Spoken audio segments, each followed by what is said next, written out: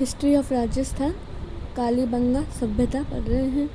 1952 में इसको डिस्कवर किया था अमलानंद घोष ने। काली माता का घोष, लाल थापर और खरे, इन्होंने उत्खनन किया। उसके बाद सिंधु सभ्यता की तीसरी राजधानी डॉक्टर दशरथ शर्मा ने बोला है। कालीबंगा एक नगरीय सभ्यता थी। कैसे काला कैसे कांस्ययुगीन थी। साक्षर थी, नगरीय है तो साक्षर होगी ही। प्रतीकात्मक चिन्ह और धार्मिक सभ्यता थी। धार्मिक, काली की पूजा यानी धार्मिकता तो आ ही गई। उसके बाद क्योंकि यहाँ पे धार्मिक इसलिए मनाई क्योंकि 7 अग्नि वेदिकाएँ प्राप्त हुई थी और यहाँ पे दोहली फसल के साक्ष्य मिले हैं, भूकंप के साक्ष्य मिले हैं, जिते हुए खेत के साक्ष्य मिले हैं, निजता के साक्ष्य मिले हैं, शव को दफनाते के साक्ष्य हैं और कपास के साक्ष्य। इसका उत्खनन 5 स्तरों में हुआ था। पहले 2 स्तरों में प्राक हड़प्पा कालीन सभ्यता थी और लास्ट के 3 स्तरों में अब के हड़प्पा कालीन और उत्तर हड़प्पा कालीन। उसके बाद गणेश्वर सभ्यता जो सीकर में है, पुरातत्व का पुष्कर भी कहते हैं गणेश जी को। और उसके बाद ताम संचयी संस्था, संचयी एंड ताम योगीन, जननी और संचयी दोनों कौन है? गणेश्वर। गणेश्वर में आपको आर.सी. अग्रवाल ने खोज की है गणेश जी की, आर.सी. अग्रवाल ने।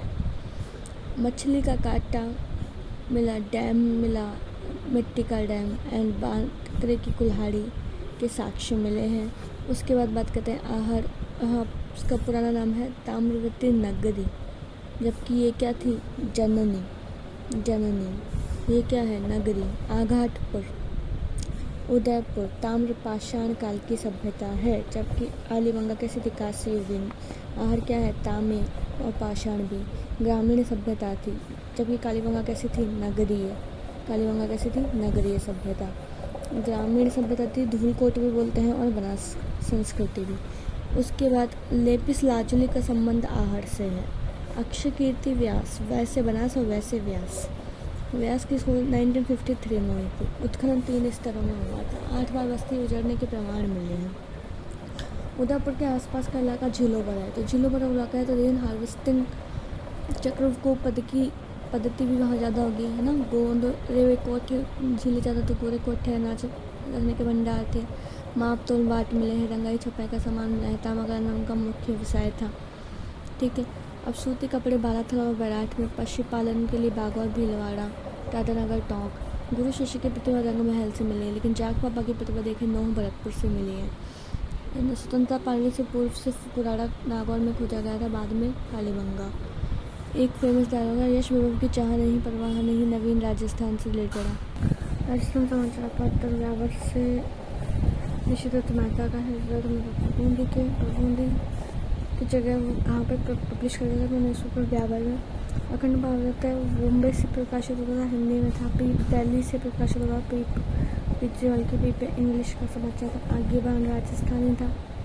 राजपूताना मध्य भारत समापन पहला अधिवेशन का हुआ था 1918 में दिल्ली के अंदर। पहले अधिवेशन ये है DAAN, दिल्ली, अमृतसर, अजमेर 1920 के अंदर। 18-19-20 है, ये भी 20 में नागपुर में राजवाड़ा। अध्यक्ष थे जंगल बजाज साहब। उसके जगह मध्य में बजाज जांच, बीच में मध्य में है जहाज। उपाध्यक्ष गणेश चंद्रकर। विद्यार्थी इसके कौन थे? उपाध्यक्ष थे। तो विद्यार्थी युवा लीग की स्थापना कर 1929 में। विद्यार्थी थे का 9। टीकाराम पालीवाल इसके अध्यक्ष थे। राजस्थान के प्रथम निर्वाचित सीएम थे संगीतकारी स्वामी गोपाल दास 1907 में चूरू में। 1907 चूरू। वीर भारत सभा की स्थापना केसरी सिंह बराहट ने करी थी, 1910 में करी। कोटा में करी थी। प्रजा सेवक जोधपुर न्यूज़पेपर है। तरुण राजस्थान और दिल्ली हेराल्ड के लेखक कौन थे? सीकर के थे। किसानों की समाचार की समस्या का उजागर किया था राम नारायण चौधरी। अखिल भारतीय देशी राज्य परिषद का 7वां अधिवेशन हुआ था उदयपुर के अंदर। 7वां अधिवेशन अखिल भारतीय का। एक्स जयललिता थे। स्पेशल गेस्ट थे शेख अब्दुल्ला, ठीक है। राजस्थान समाचार पत्र पहला दैनिक हिंदी समाचार पत्र था, ठीक है। मुंशी समर्थराम चारण ने स्टार्ट किया। राजस्थान गजट मोती बेगम से रिलेटेड है। तो ऐसी महिला जो किसानों ने भाग लिया। 1930 का सत्याग्रह बनाया। 1910 में हमने वाक्य आंदोलन में भाग लिया। और वो कौन थी? रमादेवी जेल भी गई थी। और सबसे पहले जेल गई थी नंदी देवी चौधरी थी, कश्मीर देवी, कटार हल सीकर।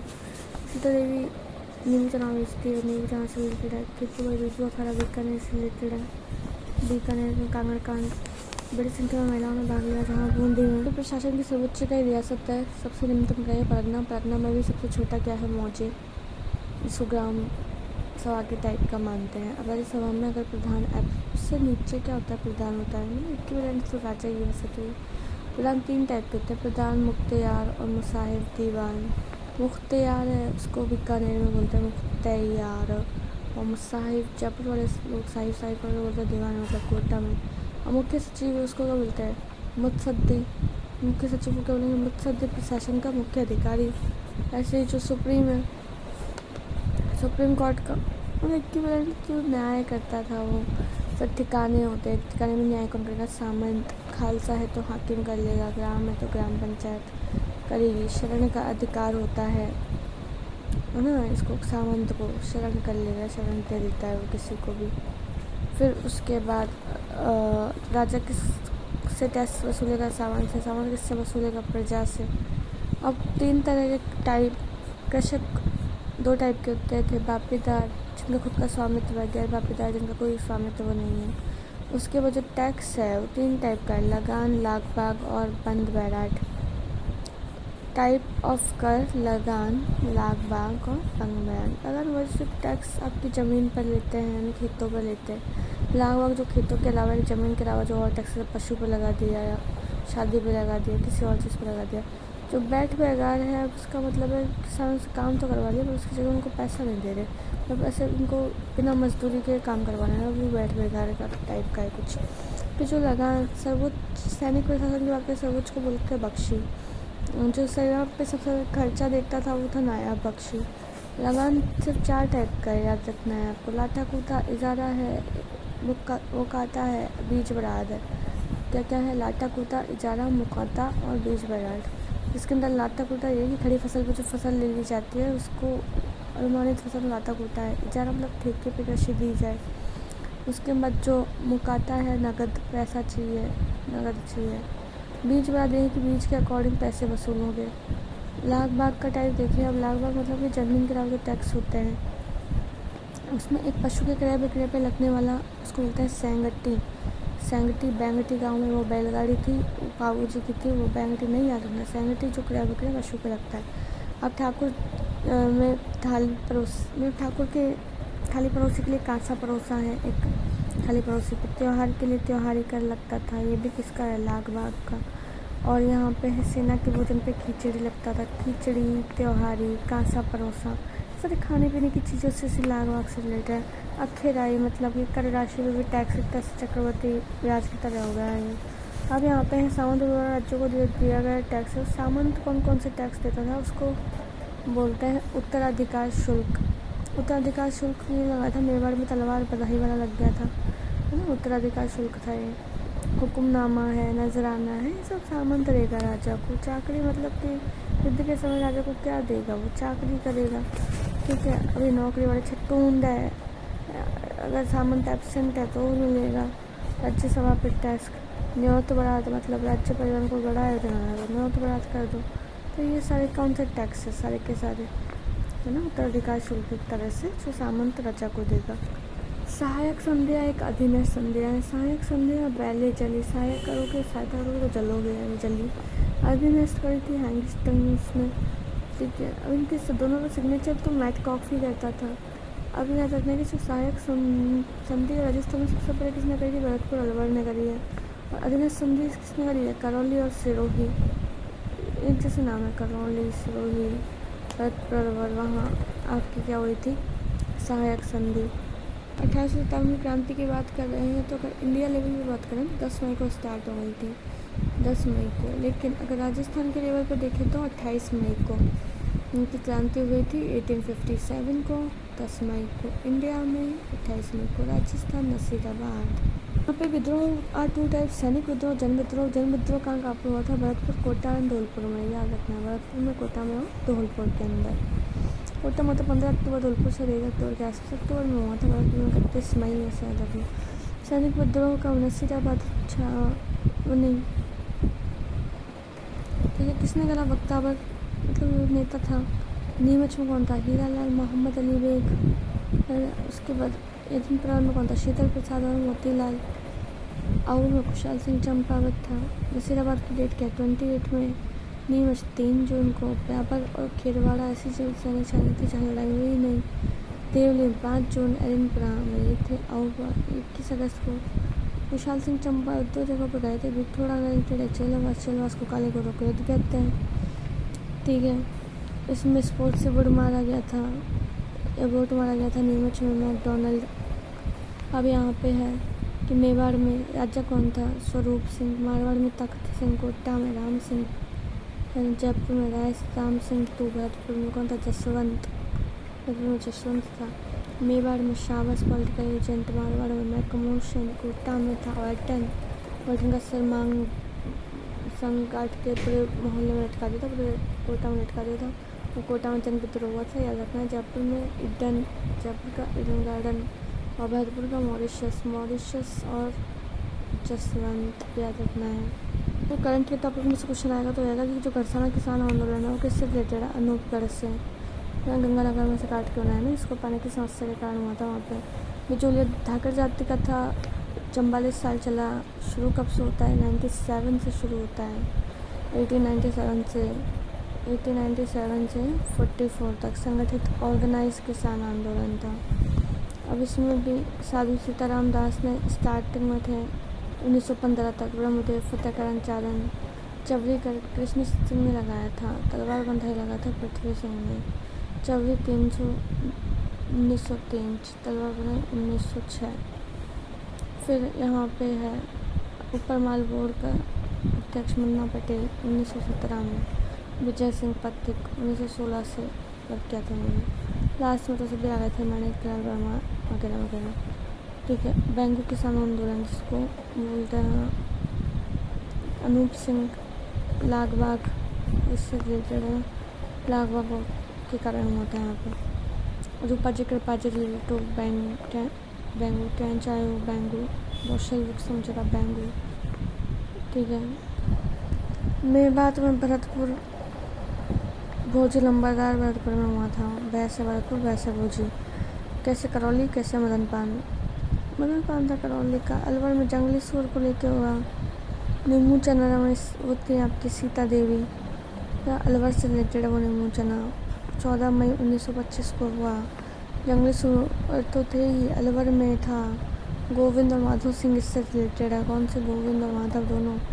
क्या बात है। महाराणा जय सिंह काल में हुआ था, पता नहीं क्या है ये। फिर राजस्थान जनरल डायर हत्या किसको दे दी थी? छज्जू को दे दी थी। डबल डायर शाही किसने बोली?